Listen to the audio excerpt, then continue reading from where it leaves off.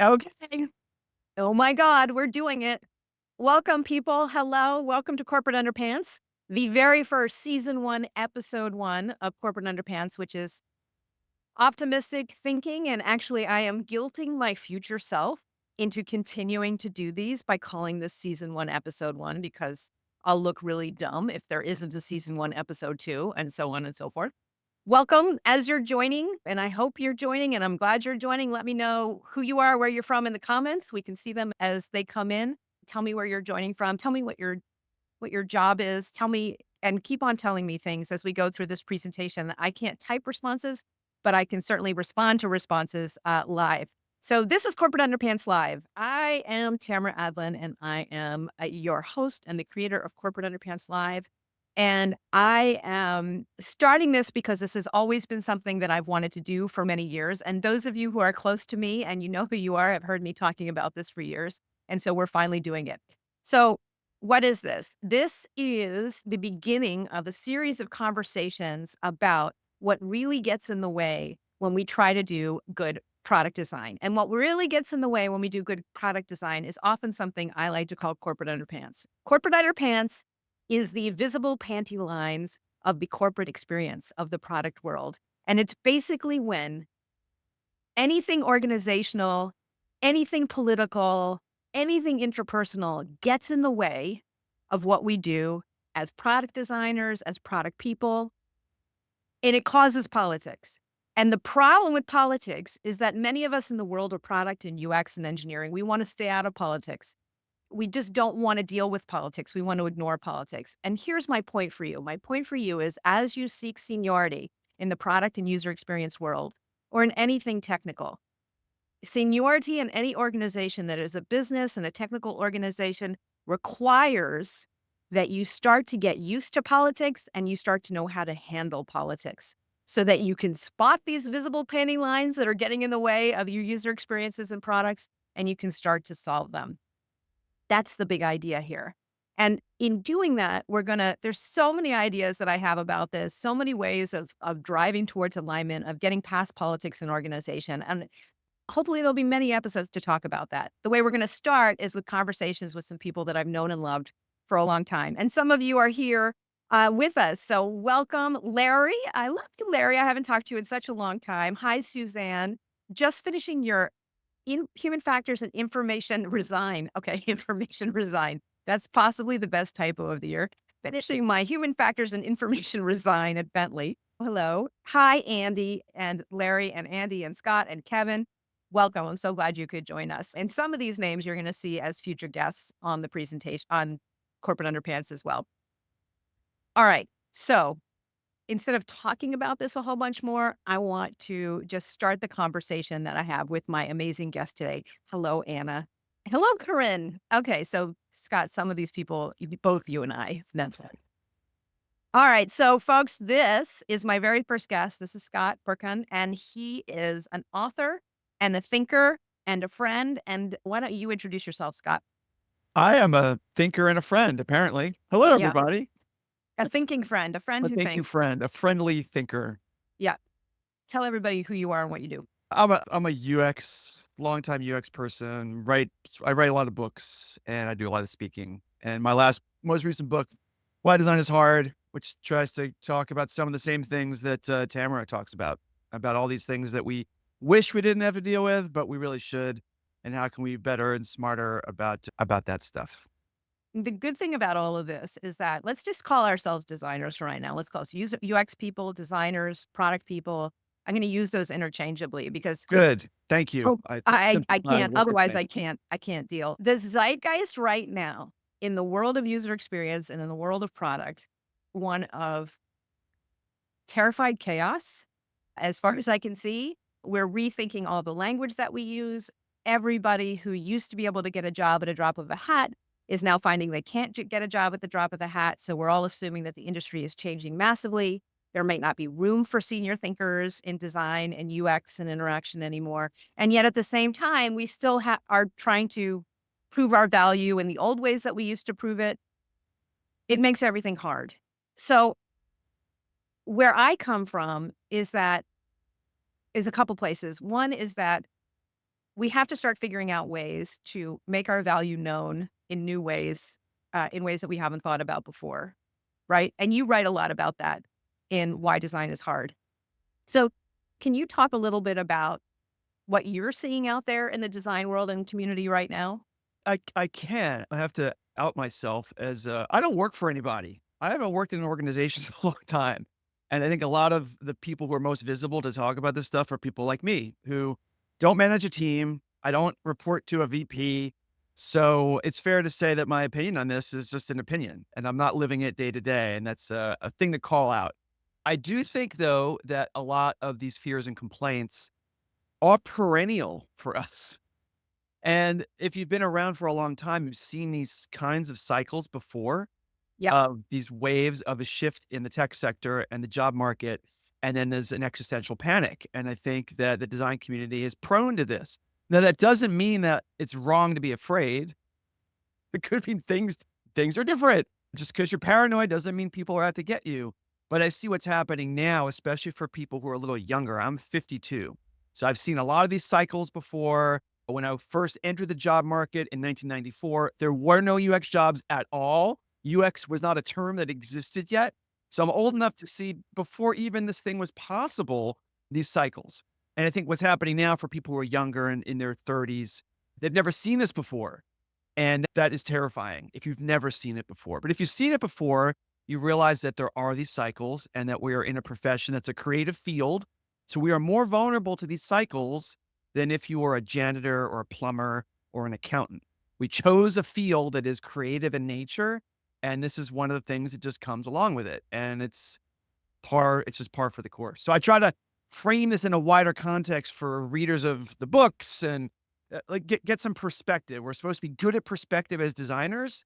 We have a long history of this profession, and sometimes we forget and we feel like why is it not like it was in 2021 when there were millions of jobs? As if Uh, 2021 was a long time well, ago. and So, that's also true, but we like, why is it not amazing and great forever for all time? why Not a wasn't that realistic. why wasn't the upward trend an indication that we were finally winning the battle of influence and value?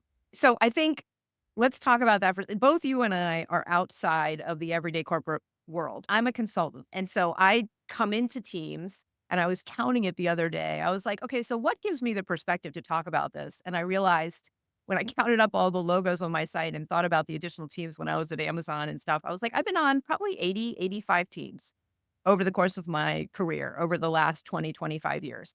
And it started in the very beginning before UX was even named UX. Like when I was going to school to get my master's in 94 to 96, my degree was called technical communication. Because at that time, if you wanted to go to school in user experience, you either had to be a developer who was interested in design or a designer who was interested in developing, and I was neither one. So I ended up at UW, University of Washington, in technical communication. And when I graduated, there were like 4 jobs, and they were all called usability, right? And everybody who posted those jobs said, "We want somebody with 5 years of experience in usability." And there were 4 people on the planet who had 5 years of experience in usability. So the same patterns we're seeing now with AI, just a couple years ago with blockchain, that they want people with experience in user experience in AI or blockchain or any new technologies. Patterns have been happening over and over again for years. And so I want everybody who's listening to get some of that perspective that you and I have from sitting slightly outside and seeing this happen over and over again, which means maybe we can get past the terror a little bit and get on to the next step, which is how do we solve this problem? Yeah, I had a question for you, which is in your opening, you talk about the word politics. And can you explain what that word is often used as like a negative thing? Oh, it's so political here, but what does that word mean to you? And why is it important for that to be a topic that gets put back into the center right now? That's a good question. And so, listen, I am just gearing up in my first one of these. And so I have so much stuff in my head that sometimes it's getting a little tangled up. So, corporate underpants is when org structure or politics or arguments or people changing their minds or anything that has to do with stuff happening in an org and people trying to work together impact a product. And one of those things that I think people have a really hard time dealing with is anything under the auspices of politics. And for me, politics is disagreements at a level above yours. Mm, And I just okay. decided to define that way. There's arguments you can have with your colleagues at the same level with you, or disagreements or spats. But the second it gets to be a little bit above, I think that's when I think of it as politics, as something bigger and beyond what you have control over. Mm, And I think we feel that way about the political realm in like the United States politics. Like it's big, it's unwieldy, it's something we should have some impact on. But sometimes as an individual, it feels like our impact is actually very small yeah. and we I like don't that have. definition. That's an interesting definition about control and feeling like it's something that you depend on, but have you don't have as much agency as you wish you had over the outcome or the budget or whatever it is. And yet it completely shapes your life. Yeah. And it's Yeah. outside of process. That's the other thing. I think the other thing that we do in our fields is we focus so much on process in all of our conversations.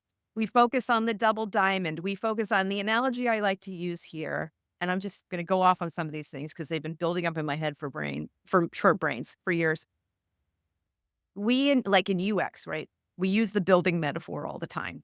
And so, as we get more senior, we get bigger and bigger roles in the job of building a house, right? Maybe we could become an architect and do drawings. We test those drawings with clients. We choose the site where the house is going to be built. We decide on what the materials are, right? And we get onto that building site. And as we get on the building site, we try to optimize, we try to minimize changes, we figure out how to adapt, and we optimize when the general contractor is coming in and when the flooring's arriving, and we're focused to try to build this wonderful house as sanely as possible. And that's fine. We can and should optimize that. But I've always been interested in the fact that no matter how good your process is and how good your plan is, if you're outside building a house, building a product inside, if a tornado comes through, it doesn't matter how great you are at optimizing your process for building a house. Tornadoes, earthquakes are at a whole different level, and they decimate all of your progress.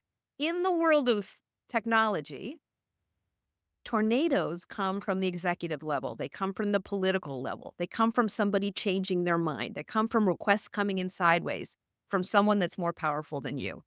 It's the equivalent of a tornado blowing through your gorgeous double diamond and ruining everything. And long story long, I think what we do as we get senior is we have to realize that tornado management is something that we can impact. It's something we have to look at, that we have to lift our eyes up from optimizing our building process and say to ourselves, what the hell are we going to do to try to prevent or at least manage the tornadoes that come through from a completely different level? Mm. Yeah, you said something in there that is mildly triggering for me, which is not triggering. It's not triggering. It's about culture and UX culture. And you said it about process and methodology. And so my career started that way. I started as a user researcher and I studied HCI and computer science in school. My first job was user research. There were no other jobs I could find. And so for a year, I did that. And I learned all the methods. I learned lab research, focus groups. I learned all the methodologies, came in, and my job on a product team was to apply these methods. And it was done with a lot of rigor. We felt these methods are important. And as researchers, there's a role we play in the world of trying to be objective about data collection. But then after a year, I switched to be a project manager because I got tired of having this purity about methodology and science in an environment where, for the most part, it was ignored. What And year was this? 94. Okay, so by the way, a big conversation right now. Tons of people in UX and are thinking about maybe I'll be a product manager instead. I mean, Yeah. we've done this 20, 30. Yeah. Okay, keep Yeah. talking. Yeah. So the reason I made the switch was I still liked that work. I enjoyed being a researcher, but I wanted to actually make better things. And I saw all these other people in the organization who weren't informed about HCI or UX, but their role was to make decisions. I'm like, why can't I do that? Why do Right. I have to go and do all this research and get all this? I want to just be the decision maker. Maybe there's someone who can give me the research and then I wanted to be in that role because that's what design is to me. Who's making the decisions about what goes out the door? And that environment, which is most of the working world, this is part of the weird cultural biases that the UX community has. Most of the working world is just making decisions and getting stuff done. Like, they don't have this baggage of methodology and tools and research and this ethical more. They're just getting stuff done, and that is we show up at the Double Diamond and we're forgetting that there's already a project manager there who has a job with their own constraints and their own idea of what great work is. And to show up expecting to change how everyone else works, it's a very strange and egocentric approach to work. And I think it is rooted in our culture that we think this is the right way. And we're upset when we show up somewhere and they have their own way already that's done well enough to earn enough money to hire us and we come in and feel like, "You're doing it wrong. You're doing it wrong." Like, it's very adversarial, and I think it's very naive about human nature. Weird. It's weird. Like, even the word rigor is now like, when I think of the word rigor, I'm like, rigor mortis, like rigor. And it's so weird to me that we've, as a design community, a creative community, is like rigor. And it's the defense mechanism, I think. I think no one was listening to us. And so then we said, let's put rigor around the process. Let's put data around all of our decisions in an attempt. I think there was this sort of mass hysteria that if we can just prove with numbers that what we're doing works, everyone will listen to us. Yeah. So I'm laughing because that statement makes sense to me, but it's also completely insane. It's completely, when you say it out loud, it's completely, I understand The why last we did part it. the last part, that then everyone will just listen to us, as if this is something that happens for anybody, anywhere, ever, that you just do then they'll listen to no, like, you're always in these debates, it's just that's the nature of people in a workplace, and now I was laughing because that what you just described can be true if the environment you work in and the leaders in that environment are data minded and do have some understanding of these techniques or this approach, then it's great. But that's unusual that there's just But much. even with the data, okay, the most data minded culture that I've ever been part of is Amazon, right? Mhm. And everything was driven from data. But the way that looked was not designers or UX people coming in and showing data preemptively about why one design was better or the other based on user test. The way that looked was launching shit and then having a report with statistics on it that the leadership teams would get together, have 5 minutes of silent reading of a deck or data report, and then make decisions based on what had happened live on the site. Yeah. It's not the same kind of data. No, It's not. no, it's not. But I'm just saying that what you just described, this fantasy reality that a lot of the UX community has, that some of that might apply better in some organizations than others. And that's part of the fallacy of our lack of landscape awareness, that we are trained to believe that every work environment we'll go into is the same in every way. And then we can show up with our toolkit and they'll be happy to have our toolkit applied. When in reality, every organization is very different culture wise, has very different politics, very different locus of power, engineering driven or marketing driven or insanity driven or whatever, asshole driven. There's all sorts of different, but we don't have the toolkit, which you probably have developed as a consultant about how do you understand the landscape that you're in. And I believe very strongly that every UX designer, you're you should be trained like a Navy SEAL, that when you show up on your first day on a new project, that your first task is where am I? Where am I? Who are these people? Who gets along? Who does not get along? Who is most open to my view? Who is least open? Maybe the whole place is dysfunctional and no one's happy. And your rejection you experience is really nothing about UX. It's just generalized incompetence. It's not personal. So that's a kit that I think people learn later in their career maybe, but a lot of people never learn it, which gets back to the topic you had for this episode, which was, are you ready to stop complaining? And whenever I hear complaints from folks, often it sounds familiar to me. You're dealing with politics, you're dealing with incompetence, you're dealing with short-sighted thinking. And I hear these complaints and I believe them. But then to get to the point of this episode, or one thread that you may want to go down, is complaining almost never changes anything. It almost never changes anything, because to complain means you don't have the agency to fix it yourself, or you don't realize that you do.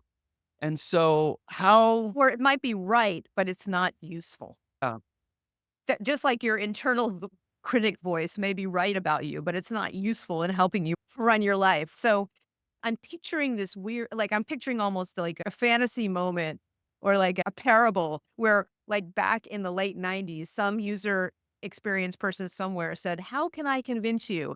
And some leader said, "Show me data." And their entire industry now built upon that one conversation and move forward. But where am I is exactly what I do. And there's some things that drive what I do, which is you have to respect whatever's going on already and mm, understand it if you want to change it.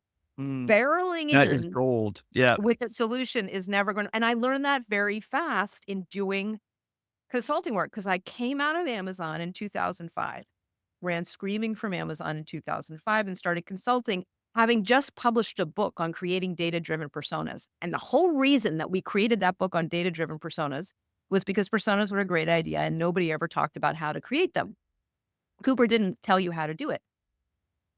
And we did that because we knew it was a great idea, but all these persona efforts were failing. So how do you solve something that's failing that's a good idea? You add data to it. That was the whole book. Add Okay. data, and it will make personas work. I come out, I start consulting, and I almost never touch data again because Okay. there's a bigger problem. And the bigger problem is that people are arguing with each other, that they're confused, that there's politics that are getting in the way, and data never solves that. Data never solves that. Yeah. Yeah. I believe that data is a weird thing these days with data driven, which I think is it's a, like a mystical idea that data can drive anything. Data is just a story. If anyone who looks at the data has their own biases about how they're going to report on the data, and that always has a story in it. Some are more biased than others, but I always have resisted the term data driven. That doesn't really mean anything. People drive stuff, and they may use data to hit people over the head to get what they want. But I As wanted to people jump back become for more a second. senior, they become senior because people respect their ability to make judgment calls. Yeah. So I was talking to Michael Doherty, who I've known since I first met him when I was helping Redfin, and they were 5 guys in an apartment, literally. And then Michael introduced me to people at Zillow when they were 12 people in a conference room. And I connected with him recently, and we were talking about this, and he's, "No, executives aren't there to analyze data. They're there to make judgment calls, especially when it comes to innovation, because there isn't data, Right. or there's enough data to support both sides of any argument." So if There's a that's yeah, go ahead. There's a quote from the, Andy Fitzgerald in our comment stream, which I'm reading, has a great quote, which I think might be Karl Popper, that all models are wrong, but some are useful. I think he was riffing on my thing about data. That's data is interesting, but it doesn't really answer. It's never perfect. It's always flawed in some way. And so to say data driven is just, but I wanted to jump back to something you said, Tamara. You said Okay. that when you, I had this thing about where am I? It's this question that any person should ask just in your life because things are changing. You don't realize when you show up to a new project or a new team, where am I? Let me just observe. And you said something I thought was profound. You said, you have to, I'm going to paraphrase it, but you said something like, you have to treat how it currently is as valuable first. How did you put it? You have to respect it, You have to and you have to respect it. understand it. Right. This is one of these That's ironies for me that this is why I still write. I'm still invested in the future of design because these things just are insane to me of we're supposed to be a group of people that cares deeply about other people. And we have right. all these methods for understanding customers, observing them, ethnography, field research. We have all these tools for understanding users, and yet we seem to be terrible at using those skills with our coworkers. We seem at it.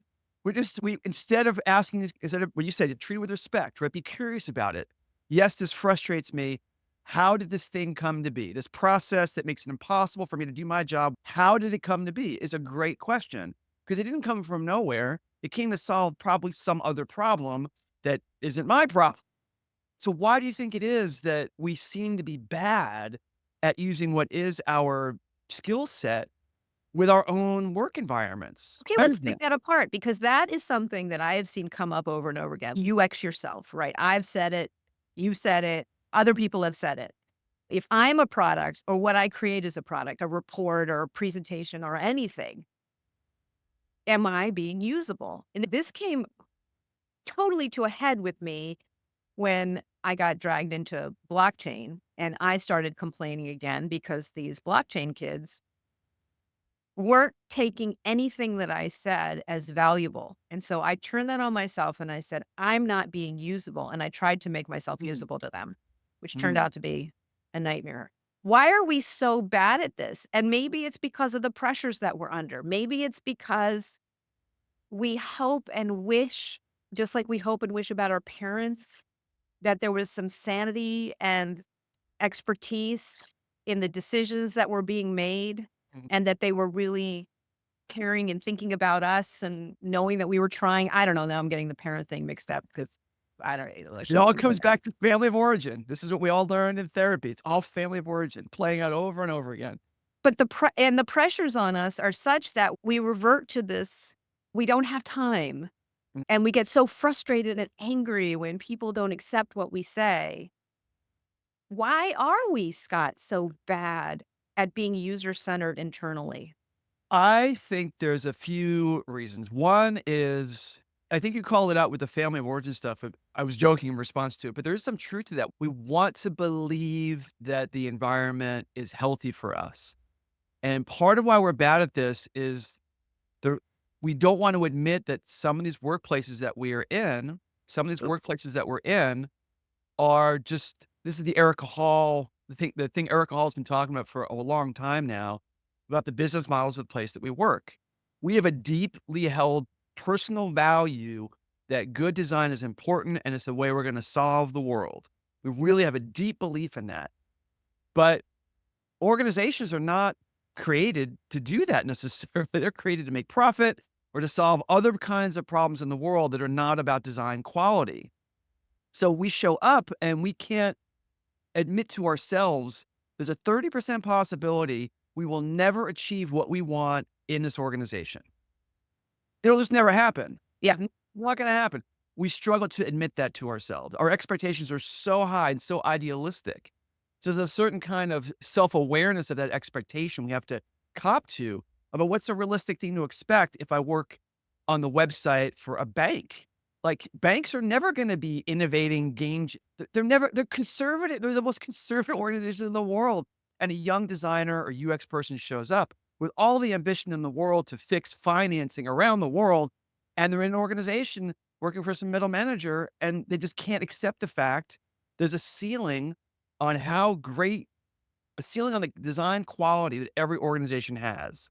And it may be lower than you want it to be. We don't want to accept that. We believe every organization should work like or Apple. Our fantasies about them anyway. That's the goal for every organization to be an amazing, like world-class design company.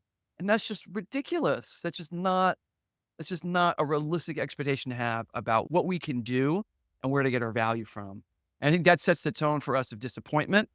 It sets the tone for us of complaining Yeah. because we have an expectation that is largely unrealistic and we don't know how to manage it. We have become the weirdest version of ourselves. We have become people, designers have become people who keep talking about data and whining about people not listening to us. So Peter Muirholtz, who's here. Hello, Peter Muirholtz. We've got some famous people in the hizzy. We're bad at it because of power dynamics. Our users have no power over us. Our peers and our stakeholders do. All of these things are hitting me so funny just reading them in this context because our users actually are the ones who decide whether or not the company lives or dies. It depends. Some Right. business models don't really depend on what users think that much of the product. But to Peter's point, I think that you could take that two ways. That if our livelihood is dependent on our engineering lead, allowing us to influence them in the direction of things, that's even more reason why we should be good at applying these things. It's even more reason why, and this gets to, and this is maybe where you want to go, Tamara, with this conversation of there's all of the methodologies and skills and creative ability to make products that we think is why we have these careers, our talent. But then there's a different dimension, which is how effective are we at applying that talent to get these ideas out the door? And you could be the most talented 1% of all designers ever in the history of the world. But if you can't convince your product manager, your VP, your engineer to do anything different than they would do if you were not there, then your talent is, I don't want to say worthless, but your talent has had no effect on the outcomes. And so having effect on outcomes is a different lens. That's about earning trust. That's about being a curious partner and treating the way things currently are with respect. That's a whole set of what we often call soft skills, but they're really the more important ones because you could be a mediocre designer who has great relationship skills, and you'll probably get more good ideas out the door than a brilliant designer with terrible relationship skills. Maybe that person is okay. So, like, when you learn to draw, when you learn to become an artist, a designer, somebody who has that lens on the world, and I remember this from like ninth grade. I had an art class, and this teacher was like, "What do you do first? Oh, you pick up the pencil, you prepare the paper. What? No, you look." And I was like, "Ooh, you look first. You look and you observe, and before you try to depict or interpret." And I think we have this weird block on doing that internally. Maybe we don't think that business is a place to be creative. Maybe we don't think that we have the power, or we assume that we can't, or we don't want to. That's the other thing. I think some of this complaining comes from having a blockage about, I don't want to get involved with politics, right? Don't want to do this. But if you stop and observe first, your design mind will trigger in if you let it. Instead of complaining, if you look and see what's going on, because that was the most bizarre part of me starting my consulting work was people would call me for personas because I wrote a book. Mm-hmm. And they would say, we're about to do a persona effort. We want to do a ton of research. And I would say, I'm not a research organization. So you could do that, but let's talk about why you need those personas first. And again, within a few minutes, we would inevitably get to something like, and this is a real one, our VP of product and our VP of marketing hate each other. Yep. And the reason we're putting $200,000 worth of research into this is because we need data so that one of them is right. And the one who was sponsoring the project, the VP of marketing, was basically saying, I'm willing to spend $200,000 to bitch slap the VP of product into submission. Yeah. Yeah.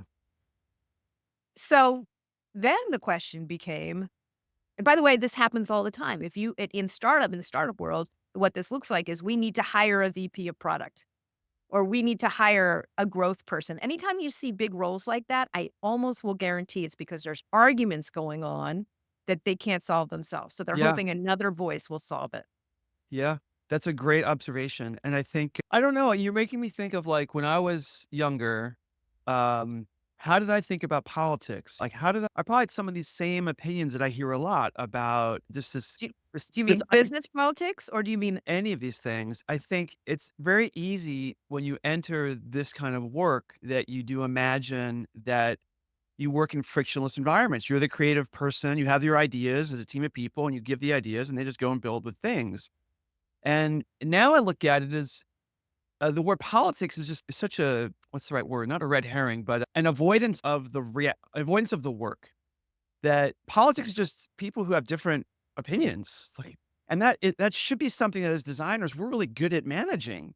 If you have a critique session, a healthy one, there's all sorts of different ideas about how to design the user flow through a website or something. There's all sorts of different opinions. That's a kind of politics. If there's different opinions and there's only one decision that can be made, people are going to want their opinion to be the one that has the most weight. That's just human nature. We deal with this when you have a bunch of friends and you're trying to decide where to go out to dinner. There's politics there too of who owes who a favor, who's going to, if we go here, I'll buy your dinner. There's all sorts of trading and leveraging and swaying done just in life. I never want to be the person who chooses a restaurant because then I'll get blamed for it. But that's relevant to this too. Yeah. As you get higher up in politics, it actually gets riskier to make solid Can be. decisions and Yeah. lines of stand. Yeah. It becomes riskier to say, I want A and not B. But we don't Right. realize that either. I have a question for you. Do you think, I'm thinking back to like when you're younger and you're in school, I think a lot of people go into design proudly considering themselves not businessy. I think when you're young, you don't really know what any of these things actually are. Like you really don't. You have a sense of what the working world is like from the crappy jobs that you probably had in high school or in college. And you have movies, you have a very abstract idea of what it Right. means to be a professional anything. And then in this field, we're romanticized about the legends, the people who seem like they got to do whatever they want. They're always shown standing alone in front of all their design works as if they worked in a silo and the minions were somewhere else. There's no sense of teamwork or collaboration or any of these debates. And then you show up in the working world and you're confronted with it, and it's a painful confrontation. You're like, why is it so hard to get anything done here? And the reason why it's so hard is because the illusion you have in your mind is what you experienced on design projects in school, where it was just you. It was just you. There was no one else. So unless you worked in a really progressive design department where you had to work on projects with actual engineers from the computer science department, or you have really no context for what it means to make a thing. And so when I think back about policies or any of these terms, I don't think I had any possible comprehension of it. And that gets back to the complaining thing. I think a lot of the complaining, it's valid, but at the same time, these are complaints that are inherently true if you want to work in a creative field where you're making new stuff. This is just par for the course. There's degrees of this everywhere, degrees of it everywhere. There's healthier versions of it and less healthy. I'm not going to argue that. But the idea that there's some environment where you would never complain about these things is just it's fantasy land. There's no place like that. And I wonder how we can come around to being more realistic about what it means to do this kind of work. Not that we have to be victimized or taken advantage of. There's plenty of places where that happens, and I'm not saying that's okay. But to show up expecting frictionless, politics-free environments seems backward. Instead, we should be saying this work is political. So become aware of it. Get better at the Tamara. What's going on here? How do I respect this before I change it? Yep. How do we make that a core thing that is so central to how we think that a lot of these frustrations start to fade away because we don't experience them anymore as shock. We experience it as it's another kind of creative constraint. We're supposed to be good at creative constraints. Projects in school, and that immediately gave me a nauseated feeling because what do we hate more than group projects in school? It's so funny that we forget these things and that we never learn to get past them. Do you have any good group projects experiences in school? Were they all bad? I would try to take over all of them because I would get frustrated otherwise. And then I would tell myself with the next one, don't take over it because you end up doing all of it. But Well, then I would get mad. I think this is probably a fun interview question when you meet another how did you feel about group projects? Oh, And I asked you though, because I had a similar experience, but I remember it. Again, most of my career was spent as project leader person. So I became someone who had to that was my job, to figure it out. It doesn't matter how difficult, my job is to figure it out. How do you get these people to work together and make a thing? And I remember back though, my projects, if there were 4 people, there was usually one deadbeat who did nothing. right. There was usually one person who did a little bit and wasn't that annoying, but didn't do very much. And then often there was one other person who had approximated my sense of things and was smart and cared and wanted to get stuff done. And I would spend more of my time working with that person to help deal with the other 2. And that is the fancy term for this is allyship. You need allies. You need to figure out who you're simpatico with that has resources that you don't. And that's how you function. And that's the way that a lot of these things get navigated is just First question when someone complains to me about their work environment, I say, who are your allies? You could be in the worst workplace in the world. There's 10 other people at your peer level. They all suck. One of them's going to suck the least. Will suck the least. They're going to suck the least. They're going to be the most favorable. It might not be that favorable in a like an absolute sense, but in a relative sense. And that's where you invest. That's just the and then you're not thinking about how much better it could be in a different imaginary workplace. You're just being practical. That seems like a skill of allyship that should be as central to how we teach people this work as learning all these methods. The methods don't matter if you can't get the resources, you can't get support. So allyship to me is like this obvious core skill that we should have. Okay, allyship. But also on the practical side, there's something else that I cannot live without now and realize very quickly, which is measurable project level goals. So this is a different take on this, which is what is the language of collaboration? And if we keep trying to use our terms and our interests to drive other people's decisions, it's never going to work. On the other hand, what I've learned over my gazillion years doing this is no one's clear on what anybody's supposed to be doing. We think that there's this layer of clarity above us that we either aren't being told about, or we couldn't understand, or we were told and we forgot. And it is sociologically impossible for us to admit that. But what I know from being up a level is they don't know either. And it's even more dangerous for them. Can you Yes. imagine the VP of product or the chief sales officer saying, I'm not quite sure what our prioritized goal is, our metrics are for this release? Suicide. Yeah. But no one knows what they are because what most companies do is they set goals at the beginning of the year in some kind of massive format, which may be OKRs, it may be KPIs, it could be whatever. Anytime more than one executive is in a room together, something shifts. No one writes it down. I say this all the time. And I would ask any of you in the audience here today, or you, not you, because you write books by yourself most of the time, but do any of you working on a project right now, can you list off what numbers have to change by how much in the next 3 months for you to know your project was successful? I will bet a lot of money that very few of you could confidently list that 3 months from now, if this number changes by this much, I'm going to get praised. And by that, is it fewer support calls? Is it more people signing up? Is it less people abandoning their subscriptions? On this project, nobody has those goals, and asking for them won't work because nobody above you has them either, but they won't admit it. They're just going to make you feel stupid.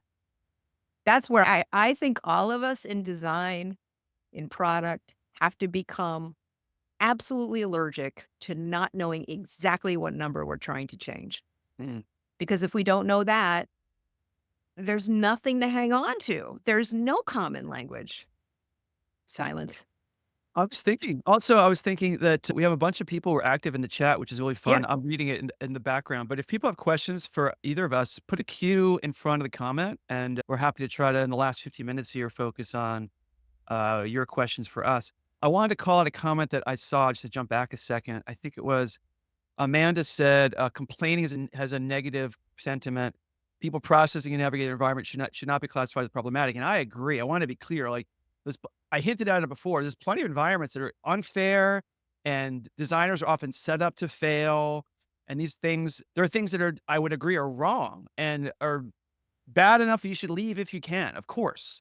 Complaining, though, to me means things that are in this middle range of expected environmental challenges that we complain about in a way as if that prevents us from being able to do our jobs. Instead of saying, I'm a creative person who has research skills for like dealing with people and understanding people, how can I use my skills I have to reframe this problem and make it something that bothers me less? That's when I'm complaining about complaining. That's what I mean. And maybe there's a better term for it, Amanda, we should use instead. Yeah, these terms are problematic. I guess where I'm getting at, though, is so often I'm in these conversations that feel like complaining amongst ourselves, meaning sharing sob stories and not getting to the place where here's something we could try. I'm laughing not at you or at this situation. I have I've written books on a lot of different subjects. I've been a project management guy. I go to the project management events. Innovation guy, I go to innovation events. Design person, but and every professional culture does this. Everyone complains. And I think there's something about the people who are more likely to want to go to an event for their profession, the people who want to spend more time on LinkedIn talking about their profession. They're either looking for work because they want to leave their current workplace, or they're just less satisfied. There's a lot of people in our profession that are busy, just they like where they work. They don't have that many complaints, but they're not going to be visible.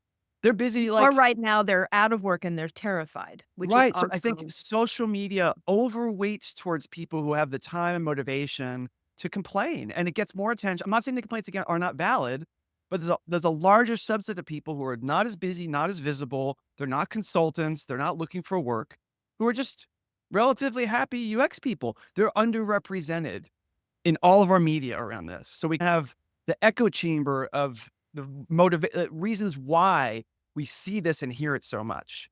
And okay. So we have about 10 minutes left. So based on that title that I gave this first one, which is, are you tired of complaining about your org yet? Knowing that the word complaining is problematic, let's turn the question to what are a few practical things that people could do tomorrow based on this conversation if they came to this because of that title? okay, I think that the first one is we talked about it in the middle of this, which is where am I? If I have this complaint, I feel like my leadership is too political in a negative sense. There's too much infighting. The first thing is, do you feel alone in your complaint? And to answer that, you have to talk to your coworkers, especially in other roles. You want to figure out, is it just my team that feels this way? Does the marketing team also feel this way? Does the engineer get some context? Get out of your own view of things. Because just by being curious, you'll get more insight as to what's going on. And odds are it's probably not just you. There's probably a layer above you where there's something going on, but you're not going to learn that until you become curious. So I think, am I alone in this complaint? The second thing I can think of is who is benefiting from this thing that frustrates me? What's the Latin? Who's benefiting? This thing that's a friction for me might be in place because it benefits someone else. And that might be the right trade off for the organization. It might not be the right trade off for the organization, but the thing that frustrates you is probably benefiting someone else. Figure out a way to look at your complaint from that way, because now you can see the problem from the other side. So you benefits from what's frustrating you. Then there's the opportunity to maybe find a way that solves a problem for them and reduces the friction for you. But until you're able to see the problem from a wider perspective, you're just going to feel like this system's against me and it's meant to slow me down and I'm Right. angry about it, which is not, you can vent that, but it's not going to change anything. So are you alone? And adding on from that, what is it that they actually do want me to do? So if someone is putting pressure on me that feels like it's not the right thing to be doing, or like, why aren't they listening to me? What do they want? What do they want? You may think it's completely the wrong thing, right? It may be something that hurts kittens. I don't know what it is, but what do they want? And do I understand it? And if I do understand it, can I give it to them and show them and say, this what you wanted, here it Mhm. is. So I also think that there's something really important to know, which is that you cannot change, first of all, you cannot change people's assumptions unless you know what they are. And also, you cannot change people's minds until you show them what they wanted the way they wanted it. Because otherwise, they're always looking for that other thing. So if that was like the Jeff story from Amazon, and that actually the Brave UX podcast with Brendan Jarvis with me and so I talked about this there. If someone in a position of power asks for you something in a specific way, even if you think it's stupid, you should show it to them the way they wanted it first. Because if you show them a better option, they're always going to be thinking, where's my version? Hmm. So that's a good way to turn the tables and say, all right, instead of fighting against this and trying to get them to listen to me, I'm going to listen to them. I'm going to show them what I think they want. And if I don't know what they want, then I'm going to find a different way to ask them That makes sense. and not give them a blank page to stare at, which is why I suggest things like, sending an email saying, I'm not sure I understand exactly from our last meeting. What I think I heard you said is that you really feel most strongly about the fact that people are canceling subscriptions. Yeah. And that number is more important than selling more ads. But I'm not sure I got that right. Can you correct me? Hmm. So what I've done in that email is, yes, I've shown my belly, but I've also given it to my boss in a way where they can easily give it to their boss and blame the confusion on me. Because I'll do anything to get that clarity. Yeah. Clarity. It's such a nice sounding word. Clarity. And you We- should just not assume it doesn't exist. Yeah. So if it doesn't exist, how can you help someone give you the information that would help you do? Yeah. This is hard, but then I'm also thinking this is what a designer does with their client. This is what any expert does with their client about how you negotiate the ambiguity of the person who is hiring you to figure out how you inform them enough so they can know enough to really know what they want. And this is just a perennial game or perennial challenge that anyone who builds anything has to deal with. It's a tough social part of making things. And we I have don't, to learn how to take critique, because we all know that if we design something, even if we design it exactly to what the client said, we're showing them the first version and they're going to say, that's not what I want. And why do they do that? Because they couldn't envision it fully. there's a good question. We haven't taken that many questions. That's okay. There haven't been that many. Kareen has a great question, which is we were talking about when you figure out what your peers feel, understand what their perspective on things. She asked the question, what if what your peers want, your peers in leadership want in other roles, what if they want control? What if what Then they you want know is what? power? Give it to them until and show. Listen, you cannot make them stop wanting it until you give it to them and they see the results. You Mhm. can't talk somebody out of wanting control. You can give them what they wanted. There's Yeah, only so much you can change before it happens. yeah. Do Good you think answer. you can change that, Scott? No, but I think it's more sophisticated. I think the first thing I thought of when I saw the question was Game of Thrones. I'm thinking all the different, and that's a very cynical look at politics, but I'm thinking of all the different layers you have to this, the cliche one of if they want the power, that's fine. Convince them that certain things you want are like their idea. You know, Yeah, but I there are like ways that to too. power can become leverage, assuming you can ally with it. And ally is a big word. That doesn't mean you have to be best friends or buddies. It means you have to find overlapping goals where there's a sweet spot of what they want and what you want, and you focus there and try to get them to focus there. And then you're both moving in the same direction. And then their power or their lust for power is an asset, at least for a while. What the worst thing is when no one has any power. That's just when nobody has any leverage. Nothing. That's the hardest. But if It just someone made can me some think that you should be willing to be the smaller person. Very well, talks about no, being the bigger person. the smaller person, like at one level of visibility, right? This is like the Right. Dick Cheney. You want to be the Svengali behind the scenes a little bit of you're talking to this person, you're setting the stage. So in the meeting, that person says the thing the other person's going to jump on, but you predicted that. And this does feel Machiavellian and manipulative. It doesn't have to be, but to answer Kareen's question, that's not necessarily a bad thing. It just means you have to now use other skills to be persuasive and have shared goals with people. Once you get shared goals, people with power is the way you win or the way you succeed. And Um, maybe the way to think about it too is like the whole karate thing, right? Like you don't push yourself against that power. You bend to it first, and then that power becomes something that is yours to yeah. manipulate. The other thing I'm thinking as we're probably going to wrap up soon is that it's very easy to sit here and give opinions and advice for tactics. This stuff is hard. And there's Yeah. plenty of situations that the best, wisest person, most experienced, amazing person at these challenges, there are many work situations where no one could win. There's just no way.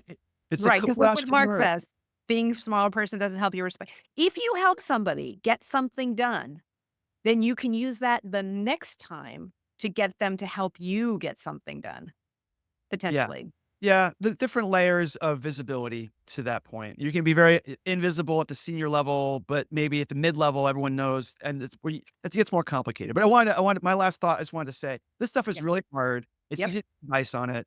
It's possible to do everything, play your hand as well as you can, and still not get the outcome that you wanted.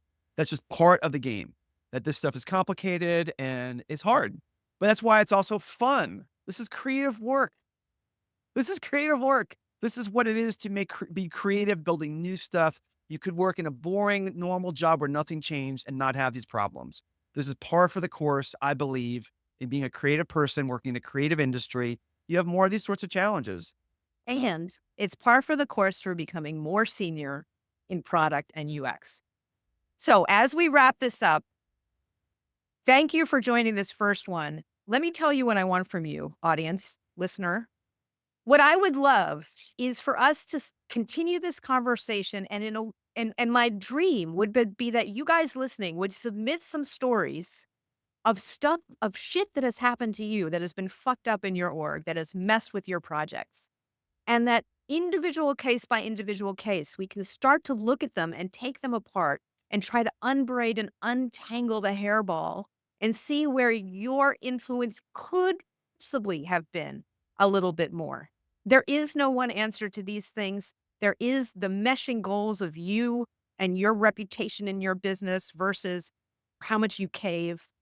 I would love this to be a wonderful place for practical work gossip and crazy fucked up stories from the working world, for us to take them apart a little bit and see where were the little levers that maybe could have helped or you could try differently next time. So on corporateunderpants.com, which should redirect to my site, there's a little form to tell me about the weird stuff that has happened. If you want to be a guest and share your story publicly, please let me know. I'm going to have Scott back, whether he likes it or not, to continue the chaos of this conversation. And I think the chaos is an indicator that this is worth talking about. And Mark, yes, been there, done there. Being the smaller person doesn't help your respectability in the org. So what levers do we push? All right, so that's where I've been going with the thinking on corporate underpants. It's just the beginning. I hope that you will continue to come back. And over the next couple of weeks, it's going to be the holidays. And I think what I'm going to do is open this up as just a Zoom hangout for the next couple of ones of these that I do as a conversation with all of you who want to join me, and then go back to this presentation mode after the new year, getting some feedback from you guys on what kind of conversations you'd like to see happen. Scott, my darling, did we figure anything out? I don't even think we did. But No, but sometimes it's okay. that's okay. I'm going to complain about this all day. That's what I'm going to do. I'm That's going to right. complain about this live and weren't enough questions and we didn't agree on anything. And we're getting such nice comments, which is very generous of you, our dear friends. Thank you so I'm being much. sarcastic. Thank you for doing this, Tamara, and having me on the first one. It's an Oh, honor. It's been fun. Great comments and questions and yeah. feedback. Let's And go get talk. Scott's books. They're really good. Talk to you guys later. See you next Okay. time. Bye, everybody. Bye.